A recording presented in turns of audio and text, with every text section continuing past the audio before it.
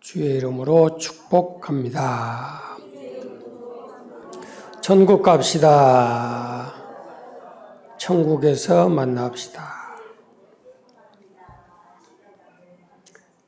인생이 뭡니까?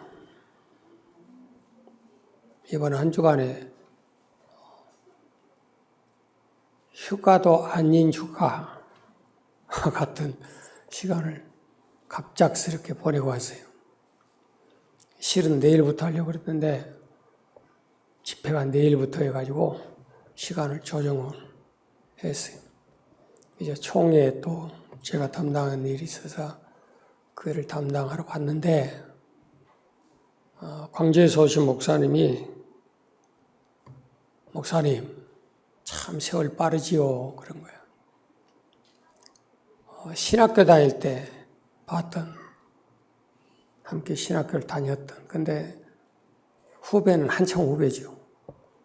그분은 대학부였고 저는 신학과였으니까. 목사만 10년 남았습니까? 자기 수준으로 얘기하더라고. 그래서 참 세월 빠르지요. 그런 얘기를 해요. 여러분들도 인생 참 빠르죠. 언제 지나왔는지 모르지만 여기까지 온 것 같아요. 야고보 4장 14절에 인간에게 생명이 무엇이냐, 인생이 뭐냐 라고 물어보면서 잠깐 동안 보이다가 없어지는 안개 같다. 그래요. 안개는 분명히 보인단 말이에요. 그런데 잡아보면 없고 쫓아가 보면 없고 인생살이가 바로 그것과 똑같다라고 성경은 그렇게 말씀하면서 우리 인생살이 살면서 우리가 붙잡지 못하는 내게 머물러 있지 못하는 그런 여러 가지들에 대해서 경고를 하면서 첫째, 여러분 세월은 기다려주지 않는다. 시편 90편 10절을 보면 우리의 연수가 70이요 강건하면 80이라도 인생 다 살아보고 난 다음에 고백하는 게 수고와 슬픔밖에 없고 날아가니 신속히 날아가나이다. 누가 머리에 흰 눈이 내릴지 누가 알았나요? 그죠? 얼굴에 주름살 생길지 누가 알았나요? 앞으로 얼마가 남았는가 손가락으로 셀 수 있는 그런 때가 올 줄 누가 알았나요? 그래서 여러분들에게 시간은 기다려주지 않는다는 거죠. 두 번째, 명예도 기다려주지 않아요. 예수님께서 마태복음 6장에 대한 말씀에서 인생살이가 하도 염려하고 걱정하고 뭘 먹을 것인가, 뭘 마실 것인가, 뭘 입을 것인가 온통 관심이 거기밖에 없어요. 그래서 먹는 데 목숨 걸고 마시는 데 목숨 걸고 요즘 TV에 보면 거의 다가 먹고 놀고 즐기고 여행 가고 그것이 다예요. 다. 그런데 세상 동방서양의 모든 사람을 통틀어서 그 부귀와 명예, 인간이 추구하는 최상급 0.0000001%에 해당하는 그 사람을 솔로몬이라고 그래요. 솔로몬이 가졌던 그런 명예, 그의 누림, 세상 모든 사람들이 우러러볼 수밖에 없고 아프리카에서조차 그에게 찾아와서 그 비결을 배워서 가는 그런 위치에 있었어요. 그래서 혹시는 그래요. 우리도 솔로몬처럼 뭔가 좀 누려봤으면 좋겠다. 왕의 권세를 좀 가져봤으면 좋겠다. 명예를 누려봤으면 좋겠다. 그렇게 얘기하지만 예수님께서 한마디로 뭐라고 하냐면 백합화 한 송이를 딱 지적하면서 솔로몬이 평생토록 죽을 때까지 누렸던 그 부귀 명예가 이 꽃 하나만 또 못하다는 거예요. 10개도 아니에요. 백송이도 아니에요. 꽃밭도 아니에요. 한 송이에요.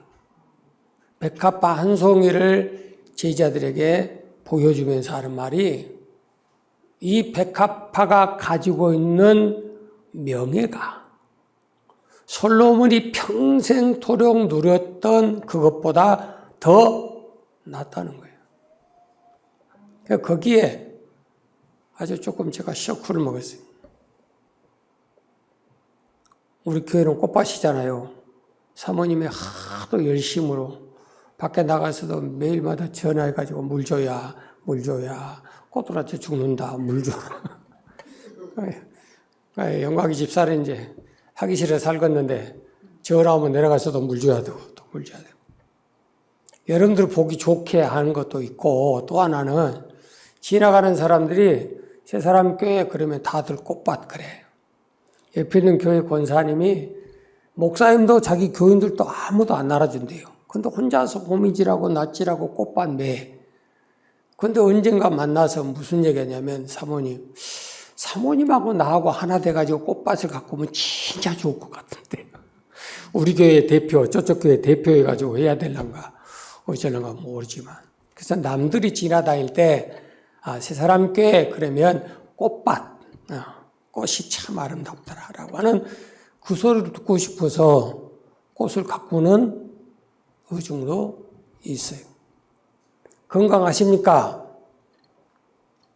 인생 7, 80년 써보면 고장난 데도 많고 기름기 빠진 데도 많고 골수가 빠진 데도 많고 피가 탁해질 수도 있고 그래서 병과 죽음의 문제는 항상 따라다니니까 성경에 뭐라고 말씀하냐면 이 사람은 병들어 죽겠나이다. 병들어서 죽게 생겼습니다. 라고 하는 거예요. 그래서 건강이란 문제도 못 잡아. 그렇게 건강하고 싶어서 그걸 유지하고 싶어서 몸부림을 쳐도 세월에는 장사가 없는 거예요. 매도 장사가 없는 거예요. 그러니까 아무리 싱싱하고 건강하고 든든해도 그것을 붙잡고 있을 수는 없다는 거죠. 디모데 6장 7절 말씀을 통해서 경고합니다. 우리가 이 세상에 올 때 아무것도 가지고 온 것이 없으니까 갈 때도 아무것도 가지고 갈 수 없다. 그래요. 저 앞전에 어떤 분이 소천하셨어요. 우리나라에서 가장 크다는 모 교회 목사님이세요. 근간에 많은 사람들이 교회를 헐뜯고 목사님들을 막 헐뜯고 비방 정지하기 위해서 여러 가지 말들을 만들어내는데 한국에서 원로 목사님들 가운데 어느 교회가 은퇴비를 가장 많이 받았는가? 요것도 말하고 다니는 인간도 있더라고. 그러면서 그분이 받은 게 1,000억이다, 2,000억이다 그렇게 얘기를 해요. 사실인지 아닌지는 모르겠지만. 여러분 그런 말 들을 필요도 없는 거고 그런 것 가지고 따질 필요도 없는 거예요. 여러분 세상 끝날 때 뭘 가지고 가실래요? 집 한 채 있는 거 이고지고 갈라요? 땅 몇 평 있는 거 그거 이고지고 갈라요? 오락에도 갈 데가 안 돼서 못 간다고 그렇게 외치고 사실라요? 아무것도 없어요.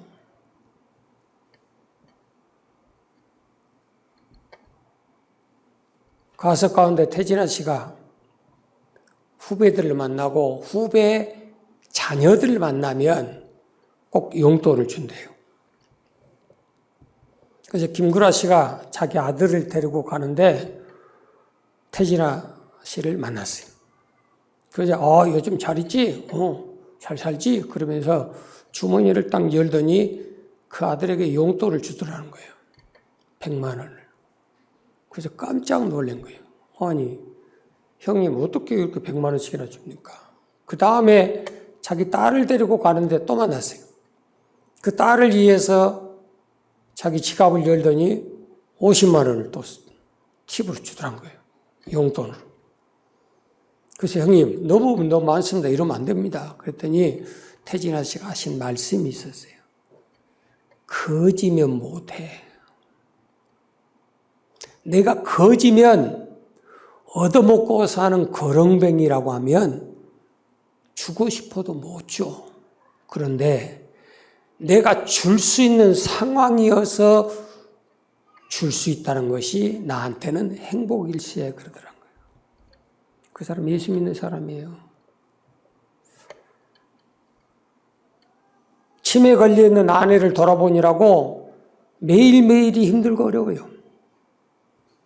근데 그분 마음속에 담겨져 있는 하나의 생활사가 있는데 여러분 마지막 갈 때는 가지고 갈 수 있는 것은 심는 것밖에 없어요.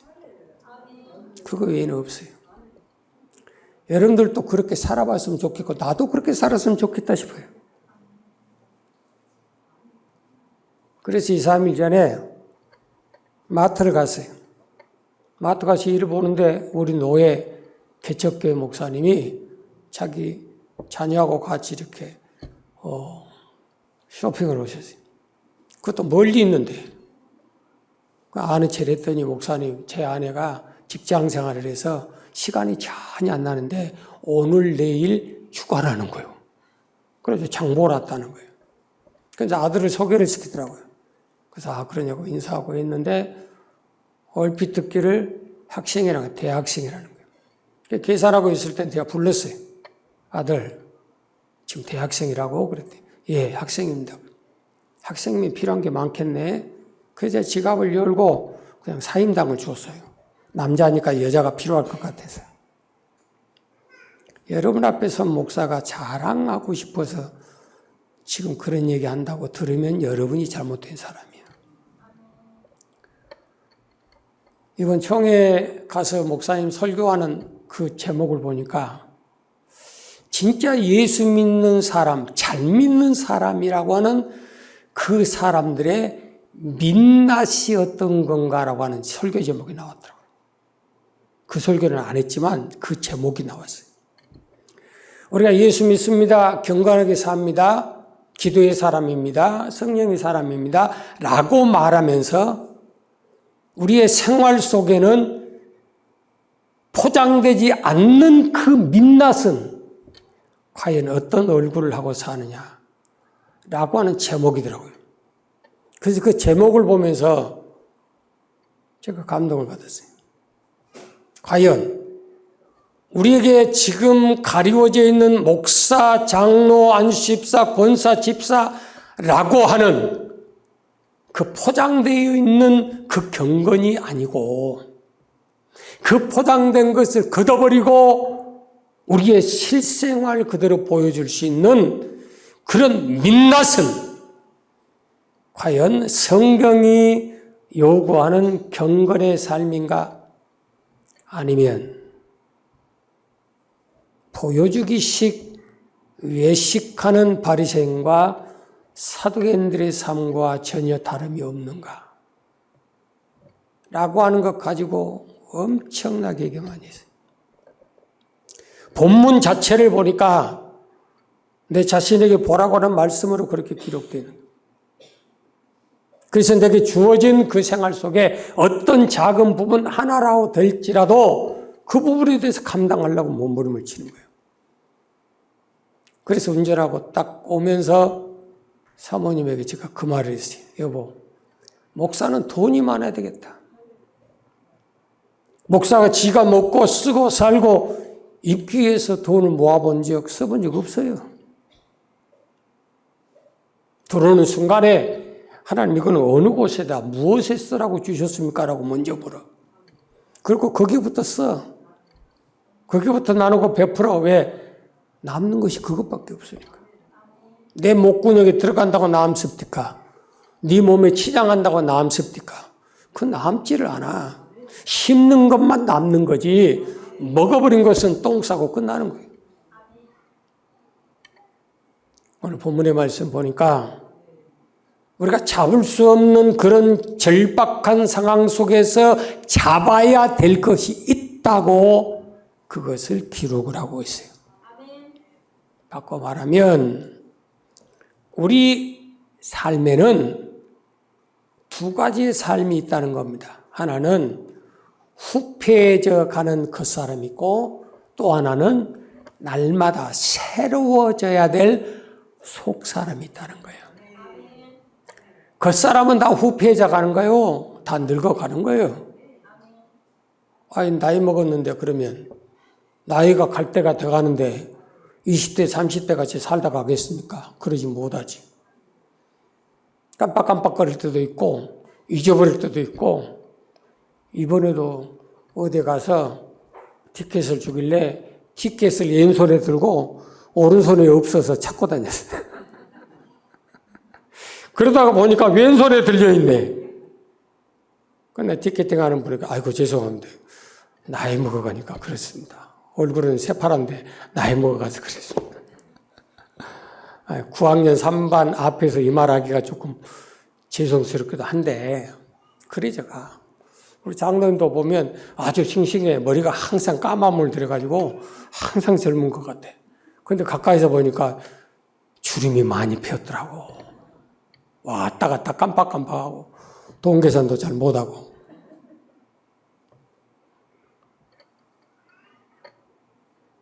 그러면 여기에서 우리가 첫 번째 주님이 강조하는 게 있어요.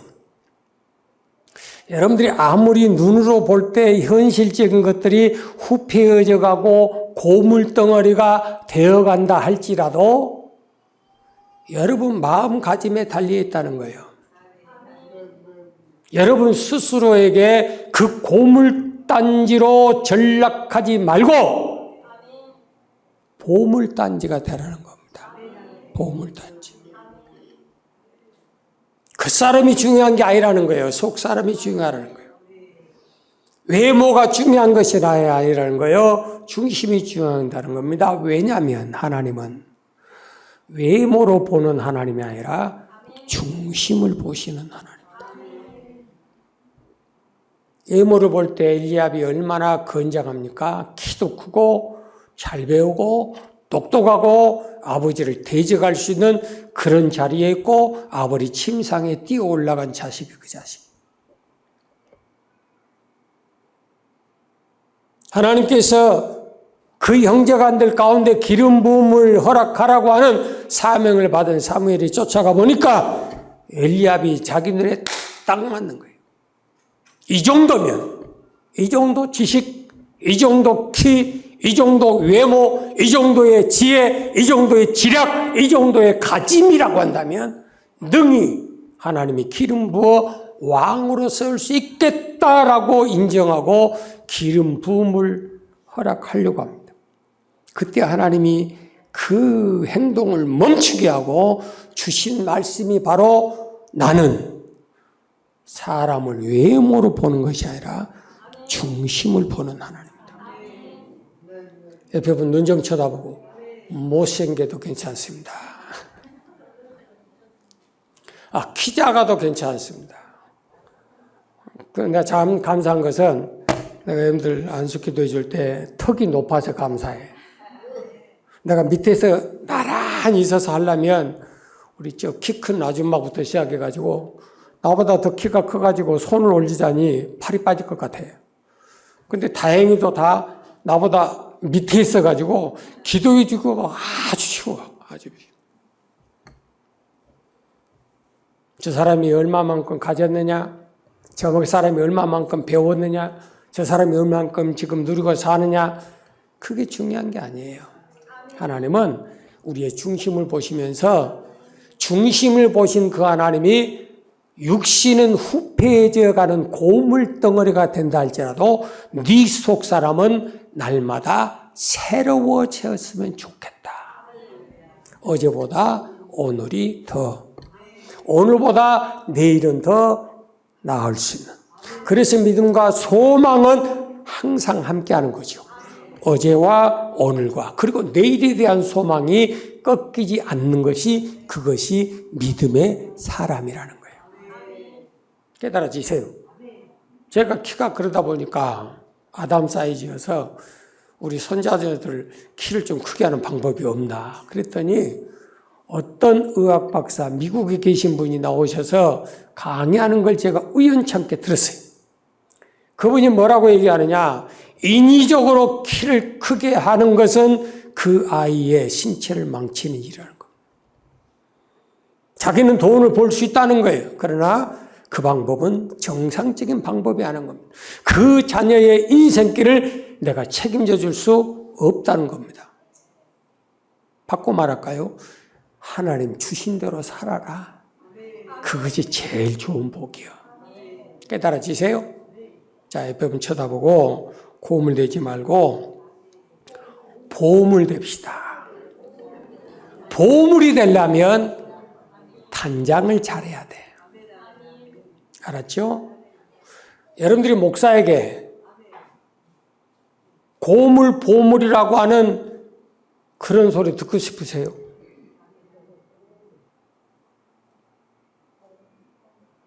꽉 집사님, 왜 당신이 꼭 하고 다니는 고물같이 하고 다녀? 나 꽉 집사라겠어요. 우리 꽉이 하나도 없어. 꽥장로님, 왜 당신은 갈수록 고물덩어리 되려고 그래? 여러분 듣기 싫잖아요. 그렇죠? 그래서 단장은 여기 서 있는 목사가 여러분 자신은 못 볼 때 그것을 가르쳐 주는 거고, 여러분 스스로가 거울 앞에 서서 여러분의 모습을 보고 깨달아서 고칠 때 복이에요.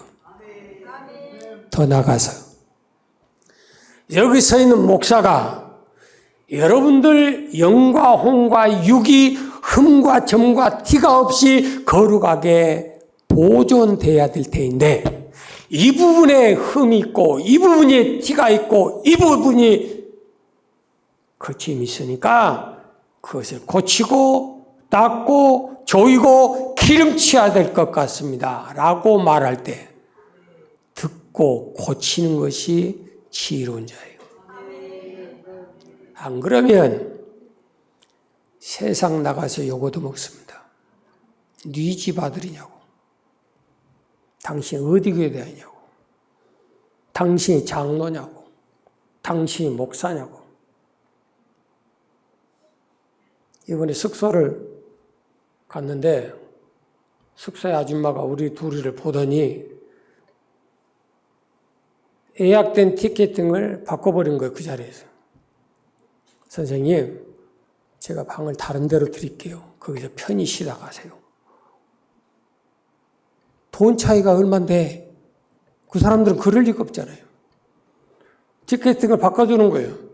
감사하다고 들고 갔는데 2층에서 9층으로 올라가더만요. 천지가 내 땅이요. 집도 방이 2배나 커. 10원도 더 안 줬어요. 내가 그러라겠는가요?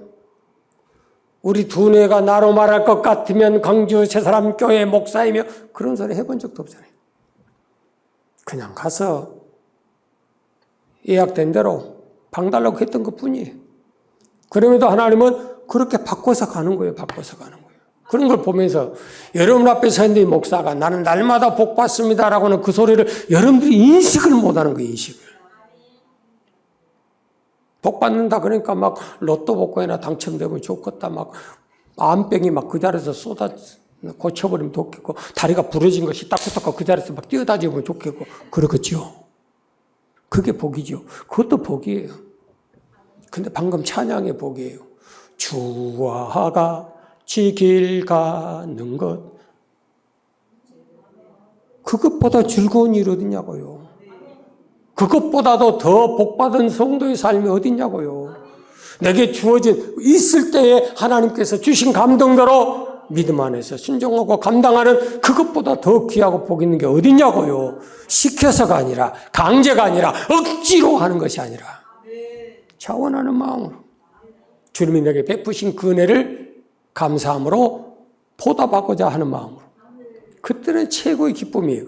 그 누구도 그걸 뺏어갈 수가 없어요. 베드로서 3장 3절 4절 말씀을 통해서 단장을 해라. 단장을, 머리를 따고 금을 차고 아름다운 옷을 입고 그런 외모로 하는 것으로 너무 신경 쓰지 말고 네 속사람을 안정되고 온유한 심정으로 잘 다듬어야 되겠다, 그렇게 말씀을 해요. 다듬으라는 거예요. 여러분, 사람은 속이 알차야 되지 껍데기만 치장해봐야 뭔 필요가 있겠어요. 그런데 안타까운 것은 쏙도 안 찬 것이 껍데기도 안 채우려고 그래요. 옆에 사람 옷 입고 온 것 좀 봐보세요. 옆에 사람 얼굴 좀 봐보세요. 그래도 화장이라도 하고 왔는가 안 왔는가, 눈곱이라도 띄고 왔는가 안 띄고 왔는가, 옷이라도 제일 집에서 좋은 것 입고 왔는가 그냥 몸빼 입고 시립박 끌고 왔는가. 여러분, 속은 채워졌지만 껍데기가 허무한 사람 되지 말고, 속도 껍데기도 빈 깡통 되지 말고, 속사람이 단장되고 겉사람까지 아름다움으로 단장되면 이것보다도 하나님 앞에서 값진 것이 없느니라. 하나님 앞에서 값지다라고 하는 것은 하나님이 가장 값어치가 있게 인정하신다. 그러므로 저희들이 어느 곳에 어느 상황에 어떠한 사람을 만나든지 간에 무시당하고 천대 받아본 적이 지금까지 한 번도 없어요. 내가 그러고 싶어서, 그런 자리에 가고 싶어서, 그 자리에 앉고 싶어서 몸부림쳐 본 적 한 번도 없어요. 그럼에도 하나님은 지금까지 그렇게 해오셨어요. 깨달아집니까? 그래서 알곡이란 것은 쏙도 꽉 차야 되고 껍데기도 이쁘게 포장이 잘 돼야 돼. 그래야 보기 좋은 떡이 먹기도 좋은 거예요. 하나님 앞에 값지다고 인정받는 사람은 사람 앞에서도 칭찬을 받는 거예요. 하나님만 믿으면 돼. 하나님 앞에서만 똑바로 하면 돼. 네 같은 것이 뭔데? 라고 말하는 그 사람은 정신이 30%밖에 안 들이는 사람이에요. 깨달아집니까? 그리스도를 섬기는 자는 하나님 앞에 기뻐하심이 있고 사람에게도 칭찬을 받느니라. 로마서 7장 22절 23절 말씀 보면 바울도 로마 교회를 향해서 자기 자신의 현실적인 모습을 그대로 자백하고 표현하는 것을 볼 수가 있어요. 나는 두 가지에 눌려서 산다. 하나는 속사람이 있고 또 하나는 겉사람, 지체가 있다 그랬어요. 겉사람을 다른 말로 말하면 여러분 눈에 보이는 육신, 지체를 말하는 거예요. 그런데 희한하게도 여기 봐요. 마음의 속사람은 하나님의 법을 따르고 지체는 죄의 법을 즐겨 하는도다 그랬어요. 그래서 뭐라고 말하냐? 오라! 나는 곤고하다. 미쳐버리겠다. 마음으로는 하나님의 법을 따르기 위해서 속사람을 강건하기 위해서 그렇게 몸부림을 치고 살고 싶은데 원수 덩어리는 네 육신 덩어리 몸덩어리다는 거예요. 그래서 육신은 뭘 좋아하느냐? 하나님의 법을 따르려고 몸부림치는 것이 아니고 죄에 따라서 그것에 즐기려고 몸부림치고 사는 거다. 그래서 이 두 가지가 서로 내 속에서 싸우는도다 전쟁터다라고 하는 것을 고백하는 거예요. 나는 날마다 전쟁합니다. 나는 날마다 싸우고 삽니다. 뭐하고 싸우느냐? 부부지간, 자식지간, 형제지간, 세상지간이 아니라 자기가 자신과의 싸움이라는 거죠. 속에는 하나님의 음성이 들려요? 하나님의 말씀의 법이 내 안에 있어요? 하나님의 말씀이 내 안에 있는 자는 범죄할 수 없고 범죄할 수도 없다라고 말씀합니다. 그 말씀처럼 이 말씀이 내 속에 많이 여러분 속에 새겨져야 될 이유는 그 말씀이 있어야 내 발에 등이 되고 내 길에 빛이 되니까 그런 죄된 마음이 올지라도 그 죄된 마음을 씻어버릴 것이고 그런 죄된 행동의 모습이 있을지라도 그리로 따라가지 아니하고 지혜로운 자는 그 재앙을 보며 숨에서 피해서 나갈 수 있는 상황을 만들 수 있기 때문이라고 말하고 있어요. 육신은 어쩝니까? 하나님 말씀 따르기를 즐겨합니까? 아니죠. 육신을 향한 즐김으로 따라가는 거예요. 육신이 좋도록, 육신 편하도록 좀 더 자자, 졸자, 눕자, 지 자신을 위해서 마음껏 사용해놓고 이제 남는 게 없으니까 하나님의 법을 따르지를 못합니다라고 핑계치는 사람을 내가 99% 봅니다.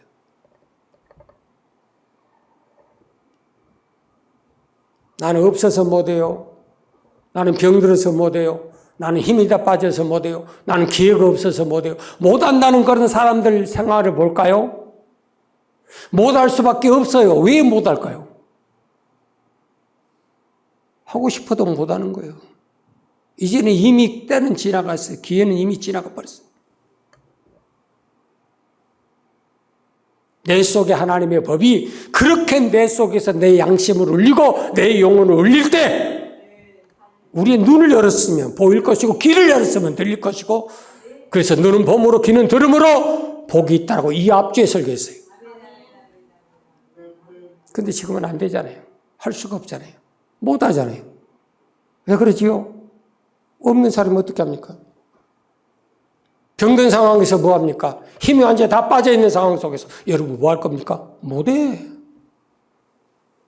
그래서 에베소 3장 16절에 우리의 속사람을 능력으로 날마다 강건하게 하여 주옵소서. 우리의 기도의 제목이 있어요. 주여 내 속사람을 주의 능력으로 강건하게 하여 주옵소서. 여러분 마음이 육신을 이기고 마음이 생활을 이기고 마음이 모든 환경 여건을 이길 수 있어요. 여러분 그래서 잠언 4장 23절에 지킬 것만이 있는데 네 마음을 지키는 것이 복이다. 마음 못 지키면 어쩌죠? 소화 안 되죠. 마음 못 지키면 어쩌죠? 심장이 벌렁거리죠. 마음 못 지키면 어쩌죠? 잠이 안 오죠. 마음 못 지키면 어쩌죠? 변비 생기죠. 오만 만 가지 병 다 생겨요. 그런데 마음 지키면 밥 잘 넘어가지, 소화 잘 되지, 잠 잘 자지. 지금 아멘 하신 분들만 그 복이 평생 있기를 주의 이름으로 축원합니다. 지금 말고 아까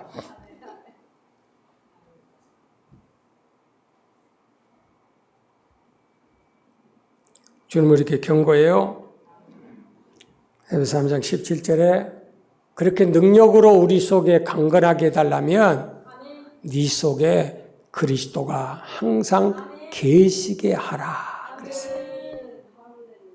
우리의 속 사람은 그리스도의 마음, 그리스도를 모신 마음이 날마다 새로워져야 된다 그 소리예요. 다시 말하면 믿음이란 것은 예수 그리스도가 내 안에 계신 것이 믿음이니까 그 예수 그리스도가 내 안에서 늘 더 충만한 분량에 이를 수 있도록 성장해져야 된다 그 말입니다. 믿음은 점 하나 딱 찍는 거예요. 그게 다 된 거 아니거든.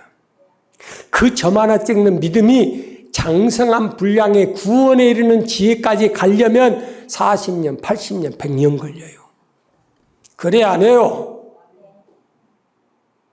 그래서 그리스도가 우리 안에 항상 거하시도록 해서 다듬고 또 다듬으면 그리스도는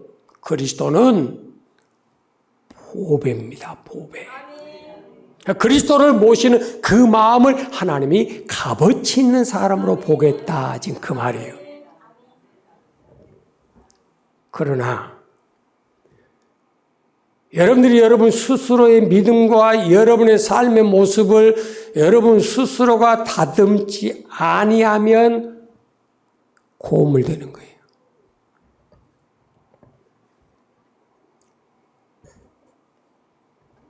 나이가 먹어가고 때가 돼가니까 많은 사람들이 운동 경기에 보면 어떤 특별한 선수에게는 영구 결번이라는 걸 줘요. 내 넘버가 지금까지 평생 백넘버가 23번이었다. 그러면 그 23번은 영원히 아무도 못하는 거예요. 그 사람에게만 주어지는 번호예요. 다시 말하면 그 구단 내에 그 사람은 영원히 기억해 주겠다는 겁니다. 그런데 인생이 그렇게 됩니까? 안 되지.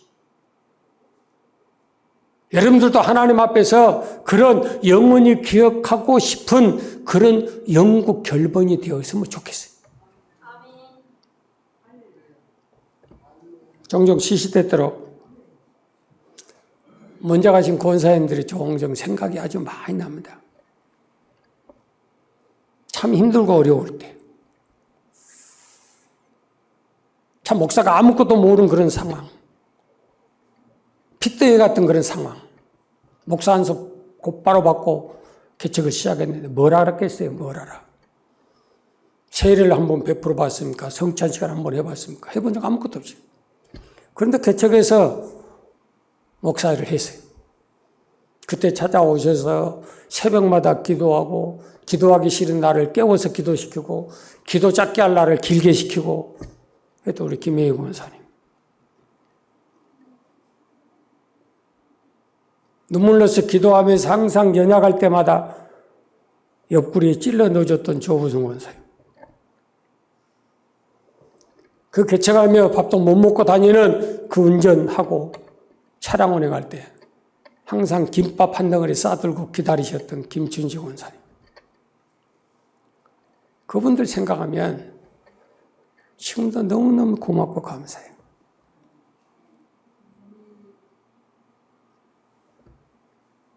여러분은 어떤 사람으로 기억되어 남기를 원하십니까? 하나님은 지금 우리를 바라보시면 하나님은 나를 뭐라고 기억하실까? 주님, 내가 선지자 노릇한, 내가 귀신도 쫓아낸, 내가 능력을 행한 이런 사람 아닙니까? 자기 자신을 내보였어요. 그런데 주님은 기억을 못 하시는 거예요. 나는 너희를 도무지 알지 못하나. 서글프잖아요. 여기 서 있는 목사가 목숨 걸고 지금까지 왔는데 주님이 나를 부르실 때 나 모른다고 해버리면 나는 어떻게 하냐 말이에요. 여러분들은 목숨 걸고 여기 앉아서 신앙생활 해오셨는데 과연 하나님의 기억에는 여러분이 어떤 존재로 지금 기억되어 있을까? 한번 스스로가 점검할 수 있는 시간이 되기를 바랍니다. 건물도, 나무도, 가구도, 사람도 가꾸어야 보물이 되는 거예요. 가꾸지 않으면 그럼 고물덩어리 되는 거예요. 내가 과거에 이랬습니다. 얼마 전에 그랬습니다. 내가 옛날에 이렇게 살았습니다. 아무 필요 없어요. 옛날에 돈 많이 가진 건 뭐 할 거요? 옛날에 건강했던 건 뭐 할 거요? 옛날에 대통령 했으면 뭐 할 거요? 지금 이 시간이 중요한. 그래서 하나님 앞에서 우리가 늘 우리의 속사람을 강건하게 알 수 있는 사람은 모든 육체의 삶까지라도 누릴 수 있는 삶의 결과를 가져오는 거예요. 그러나 우리가 아직도 우리의 속사람에 대한 것이 아니라 우리의 겉사람, 육체에 대한, 육신에 대한 것에, 죄에 대한 것에, 즐김에 대한 것에 대해서 지금도 내가 종로라고 산다면, 눌려서 산다면 여러분 그것처럼 불쌍한 인생이 없는 거예요. 깨달아집니까? 하나님은 크고 작고 많고 적고 이쁘게 보이고 밉게 보이고 그런 상황을 보는 게 아니에요. 내 모습 이대로 주 받옵소서. 내 모습 이대로 지금 이대로. 허봉랑 성사님 그런 설교를 하십니다. 제가 90세 인생을 살면서 평생을 전 세계를 다니고 복음을 전하셨는데요. 마지막 경고의 음성을 주십니다. 12시 5분 전이니 교회에 깨어있으라고. 성도들이 깨어있으라고. 87세 된 그 노인 할머니가 목이 찢어져라고 1시간 반, 2시간 설교하십니다. 주님 오실 때가 다 됐다고. 주님 앞에 어떤 교회가, 어떤 성도가 하나님의 기억하신 바 되는 보물이 될 것인가? 아니면 어리석은 부자처럼 가지고 있는 것이 하도 많아서 더 이상 쌓을 곳이 없으니까 창고를 늘려서 이제는 평생도록 살아도 먹고 쓰고 내 자손 손소를 써도 부족함이 없도록 쌓아놨으니까 이제는 내 영혼아 먹고 놀고 즐기기만 남았다. 주님의 음성이 바로 들려요. 어리석은 자야. 오늘 밤에 네 영혼을 걷어가면 그것이 네 것이 되거든요. 야고보서 5장 2절 3절 말씀을 경고합니다. 부한 자들에게 주신 경고예요. 너희의 재물은 다 썩었어요. 너희의 돈은 다 썩었어요. 너희 옷은 다 줘먹었어요. 쌓아놓은 것은 다 녹슬고 젖먹고 썩어서 써먹을 데가 없는 고물단지란 것. 그러나 저와 여러분이 마지막 남은 시간이라도 더 아름답게 우리 주 예수 그리스도 강림하실 때까지 영과 혼과 육이 흠도 점도 티도 없이 거룩하게 보존되는 보물 되기를 원하노라. 그것이 교회를 향한 하나님의 마음이고 성도를 향한 하나님의 마음이에요. 그렇게 잘 다듬어질 수 있는 저와 여러분이 되어서 어느 곳에 내놓지 아래 그 값어치로 인정받을 수 있는 복된 삶이 되기를 주의 이름으로 축원합니다.